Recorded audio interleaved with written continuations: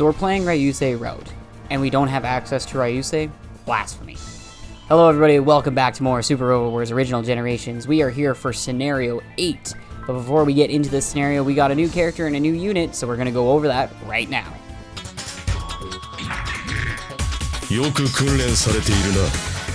だが、サークルザンバー。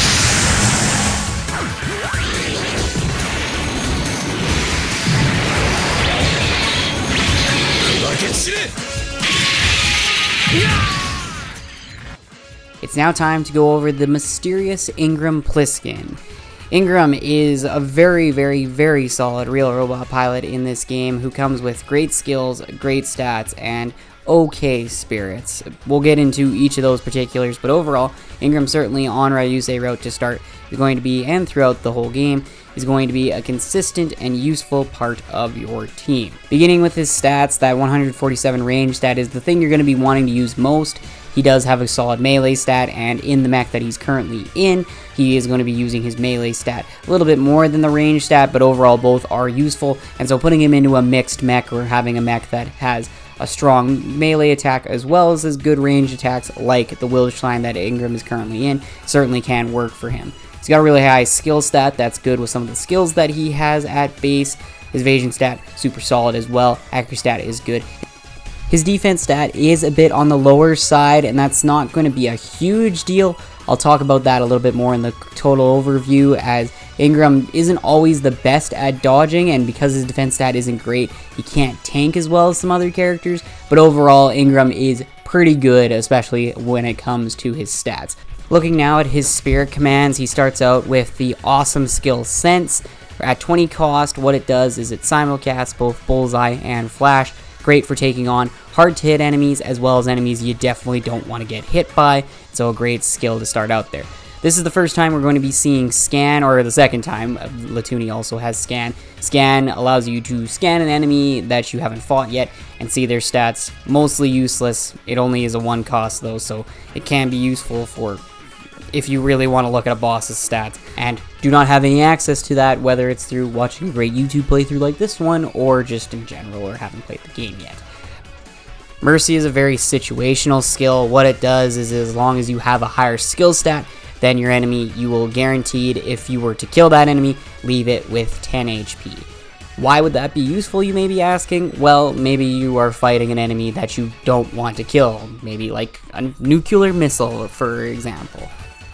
The amount of times in this game, though, that you need to leave an enemy alive are pretty rare, so similar to the Combat Art Subdue and some of the later Fire Emblem games, it's nice to have, but it's not something you're going to be using on a map-to-map basis. Next up, at level 16, he's going to be getting Accelerate at the usual 5 cost. Great skill, +3 move is useful on any character. A little late, he's going to get Valor at level 24, also at a 45 cost, is on a little bit of the higher side, but still great that he has it, great to use it with. And finally, he gets Pierce as his final spirit at a 30 cost. As mentioned, Pierce nullifies enemy barriers, so good skill against particular enemies, good for fighting bosses, not always the most useful. A 30 cost is also a little bit expensive for that spirit. And now looking at his base skills, he starts with Counter. Counter, of course, is great for enemy phasing. Getting the ability to attack before the enemy attacks you on enemy phase can come in handy. Ingram has a great amount of skill to be able to use that. He also comes with both Infighter and Gunfighter. Having both of them on a unit is interesting, to say the least. Usually you want to hyper-focus on one or the other stat, but having those bonuses to your damage in both the ranged and melee is great, as well as getting the bonuses to movement and an extra point of range at each level also comes in handy for a mixed character like Ingram. And so his final skill is Commander. What Commander does is that there will be an aura that surrounds Ingram, and if other units are within that Commander aura, of course allied units, they will get a bonus to their hit and evasion. The closer they are to Ingram, the better that bonus is. Now, Commander level 1, it only is just surrounding Ingram, just adjacent units will be able to get that bonus, but as you get more Commander levels, the higher the area of effect is, and the better the bonuses are, the closer you are to the Commander unit. And so, very useful skill for Ingram to have. The final important piece to talk about Ingram is that there is a secret tied to him. he needs to be level 32 or higher and have 20 or more kills for the end of scenario 29. This is exclusive to Ryusei Route, but again, you need to get him to level 32 or higher. That's a bit of a tall task. Getting him 20 or more kills, you're going to be probably getting him that very easily, but that 32 level is, again, pretty darn high, and so you're going to need to be focusing Ingram quite a bit, getting him some boss kills, making sure you're cheering him a lot, and just trying to get him as many levels as possible. Every map you should be thinking, how am I getting Ingram another level to make it easier on yourself so you don't have to be really worrying towards the end of when this secret comes to be that you're like trying to feed him over 7 levels in one map, which is just feasibly not possible in those maps, and not just because it's impossible to do in probably any map in any Super Robot Wars game, but that's just something that you need to keep an eye on. Overall, Ingram, because of the fact that you need to get a secret through him and get him to level 32, you do need to use Ingram. That's not a bad thing, though. Ingram has great stats, really good starting skills. He can easily get SP Regen after this, or get Attacker and become a real monster. The only issue is because he doesn't have focus, finding him the right mech can be a little bit difficult. I will mention what that mech is, at least in my opinion, later. The other thing is Ingram's pretty darn good that he's not going to get hit in most real robots, or you could put him into a super in the future, make it so that you don't have to worry about that at all. There's lots of different options with Ingram because he's, again, very flexible and working in a bunch of different ways, especially because he has Infighter and Gunfighter. I think it's better to focus on Gunfighter and Range because that's his better stat, but not that big of a deal. But again, use Ingram, make sure you get him to level 32, and because you get a really great secret from it, and he's also just a really solid unit and is definitely worth using. Now it's time to talk about the Wildschwein, and I'll begin with this. The Wildschwein is a sick mech. I love blue mechs, I love the mixture of colors, it's got a sick weapon, and so yeah, the Wildschwein, a personal favorite of mine here in OG1, especially in the early game. Looking at its stats, the Wildschwein is essentially a better Gespent. It's got a little bit more armor, a little bit more HP, a little bit more mobility, and so overall it also has 6 movement, which is very nice. And so the Wildschwein just does everything a little bit better than the Gespent. It also has Beam Coat. Beam Coat, what it does is it reduces beam damage, so any beam weaponry, Wildschwein will take a little less damage from that. Having that innately is quite useful. So the Wildschwein just is a little bit better at all things under the hood in terms of base stat than the Gespent, and then it also has good mobility, unlike the Schutzwald, which is bulkier, but the Wildschwein's better mobility makes it stand out in comparison to the other basic mechs that you have at this point in the game, and just in general. Taking a look now at the Wildschwein's weaponry, it's going to be coming with 3 equipable weapons, as well as its own built-in weapon. Starting off with the machine gun, we've seen that one before. Good 1 to 3 range, has post move, does pretty good chip damage. Beam sword is only 1 range, a little bit more damage than the machine gun, does have some usefulness though, and has some pretty good accuracy as well as some high crit. And then the shotgun, this is one of our first access to an all attack. What it does is that if there are 2 units together, you can hit both of them in a twin unit. So that's pretty useful. Shotgun, 2 to 3 range. You'd like a little bit more range, but it does have really good accuracy as well. But the main toy that the Wildschwein loves to use is Circle Zamber. Circle Zamber has a 110 will requirement, which is the opposite of aggressive, but the Circle Zamber comes in at 3600 damage, which is really good. That 3650 that you see on screen is just boosted by Ingram having Infighter. 1 to 2 range with post move, great accuracy, also has pretty good crit and really good terrain rating, as you can see on screen. The Circle Zamber is just a really darn good weapon that is very useful, very spammable with only a 15 energy cost. Circle Zamber also has innate pierce, and so it will break through enemy barriers, which is super nice. And so Circle Zamber is what sets apart the Wildschwein from the mass-produced Gespents, as well as just the rest of the mechs that you're up against right now. It is such a great attack that is useful throughout, and because it's an early game mech, it's cheap to upgrade, and so with its base stats being a lot better, the Wildschwein is worth investing in long term because it just stands apart as a lot better than the other fodder mechs that you have right now. It certainly isn't the best mech in the game, but for this early game portion, having a great melee attack is super useful for any character that is really wanting to focus on using melee attacks. And so I personally, you can keep Ingram in it. I personally, in this playthrough, put Ryusei in it as much as possible, once you get Ryusei back, of course, because it's just useful to have a character that has good melee and then is able to use the rest of what makes the Will Spine good, having that better evasion, having better armor, and just all those things that makes this thing a cut above the spent is what makes it useful right now, and of course a little bit later into the game as well.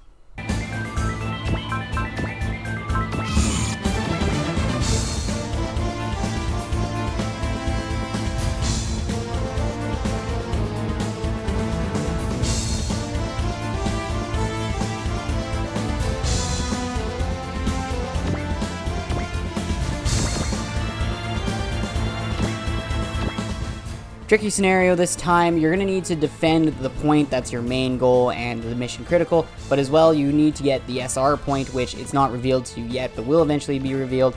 It is defeating all the enemies except for a commander that's going to spawn in later. There's also going to be a few more reinforcements that come as well, so you're going to have a lot of enemies to take out and only 5 turns to do it, because you have to do it within the 5 turns, and so it's a very difficult scenario. And without Ryusei and limited air units on a map that is filled with water, it's a very difficult map to deal with. So here on this first turn, we're just going to be fanning out our entire team, but specifically I am sending both Gyata and Garnet over directly to go and block the point for later turns, as again, those enemies are going to be gunning for that point to try and get you a game over, and you definitely don't want that.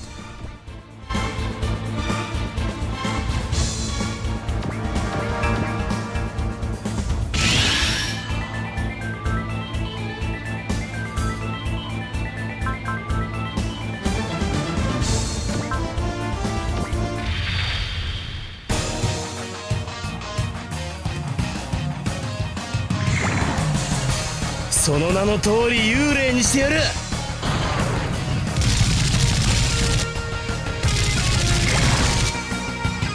いいモーションだ。しかし当てには意味がない。戦いはまだ終わっておらん。こ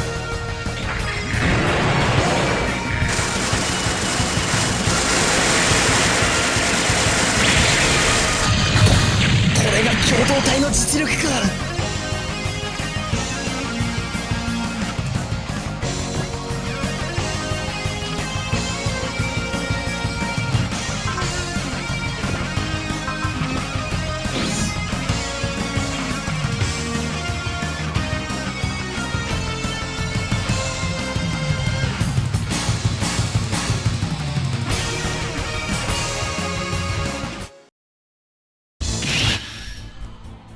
So for turn 2, we're going to be sending into the ocean with the water jet to have S water terrain, so he deals more damage in the water and less impediment on his movement while he's in the water as well, and it just flashes well for him for a little bit of protection.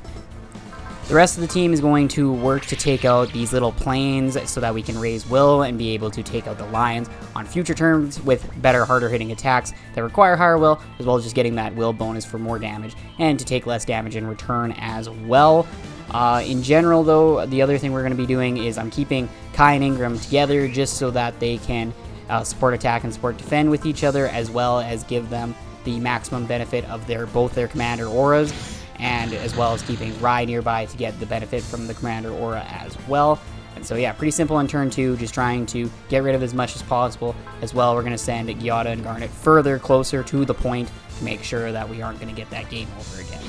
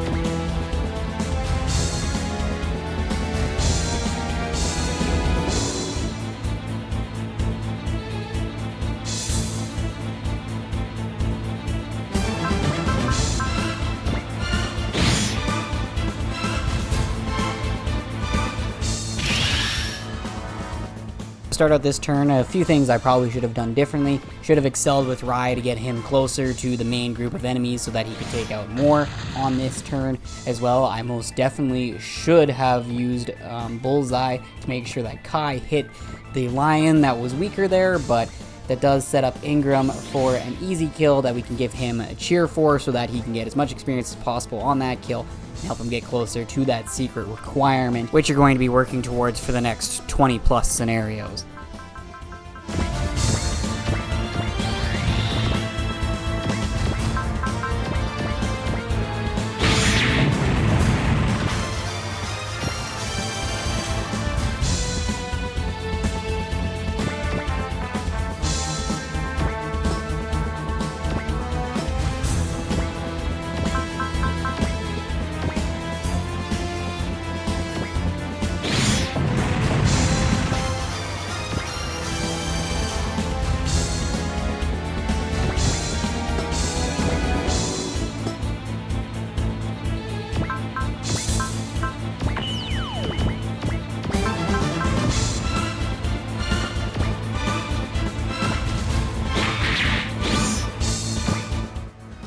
We're going to send Garnet over to the defend point and make sure that none of the enemies can get there and take it over and get us that game over. As well, in the meantime, Gyata is going to help out with in taking on those enemies that are getting really close to that point, as well as Latuni will be there a little bit further ahead to help out and be there for enemy phase as well.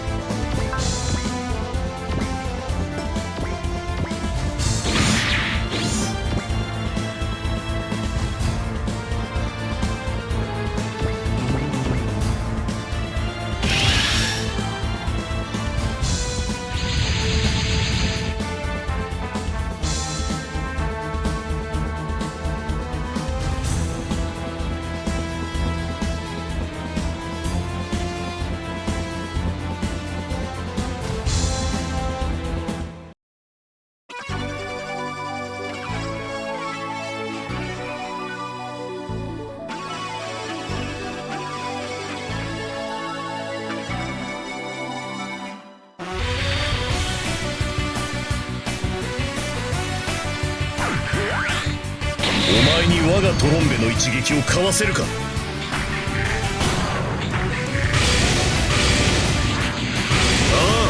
あ、かわしてみせる。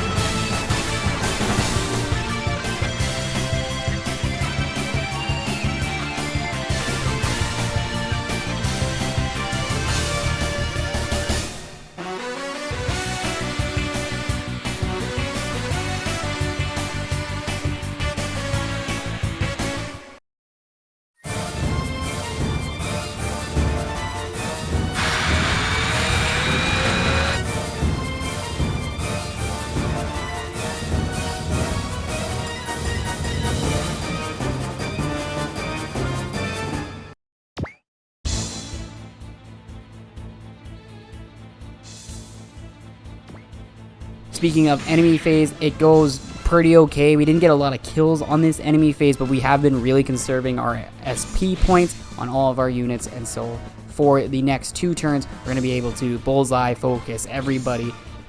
With that SP saved up, you should be able to take out all of the enemies and get the SR point.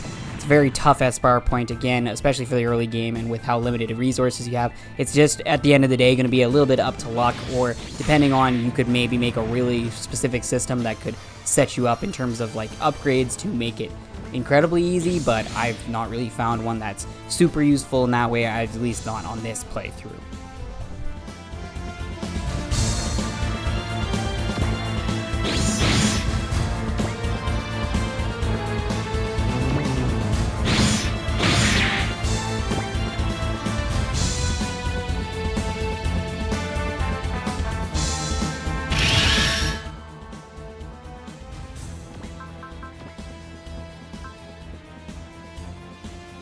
Starting out turn 4, we're going to be casting both Excel and Bullseye on Rai, get him as far out as possible to help with the upcoming enemy phase. As well, he gets a big hit on that one line, deleting him, and again, with Hidden Way, to get out there and be very useful. Again, this is a big enemy phase, and he's going to be quite useful on it.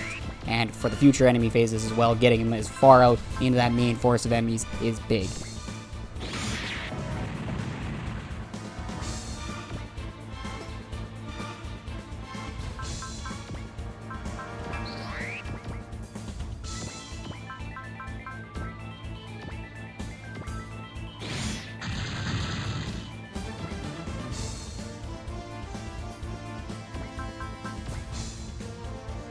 Both Aya and Latuni focus up and get some kills, get some experience for both of them. They're both, of course, quite useful and important units for the rest of this playthrough. In the meantime, we use Sense on Ingram, gives him both Bullseye and Flash. We also cheer him to get him some more experience, double experience, of course, on this kill, and that also gets him a level on this kill. Kai then uses Bullseye and takes out his enemy, and will be useful for the upcoming enemy phase there as well.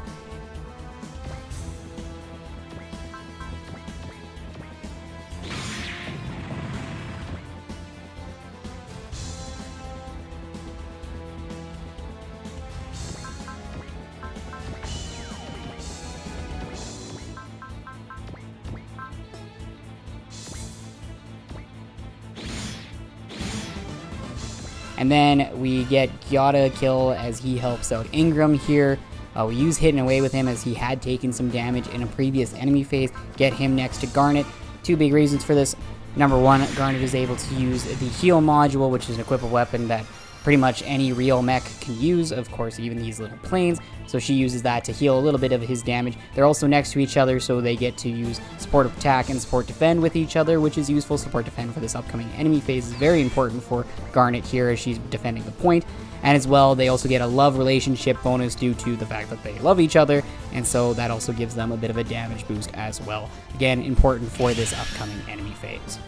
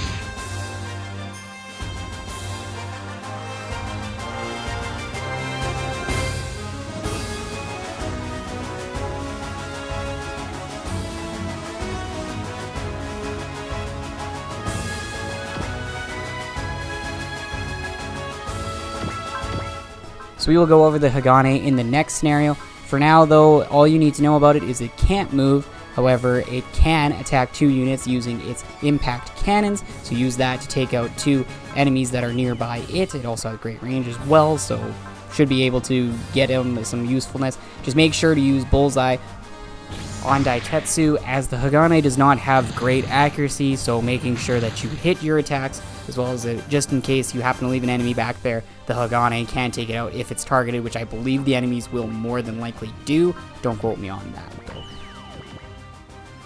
In the meantime, the rest of our units are trying to take out as many enemies as possible here on the final turn. However, it's not the end of the chance to get the SR point if you don't take out all the enemies on your player phase, as in general, if a scenario says within 5 turns, that includes enemy phase, so it's a little risky, but if you go into the enemy phase and just have a few units to take out, you can do that on enemy phase and still get the SR point or the objective in some turn-based objective scenarios. So we're essentially trying to set up kills and or take out enemies here, and what we'll end up doing is just leaving one enemy behind with very little HP so that pretty much anybody could take it out, and so that's the main thing for this player phase.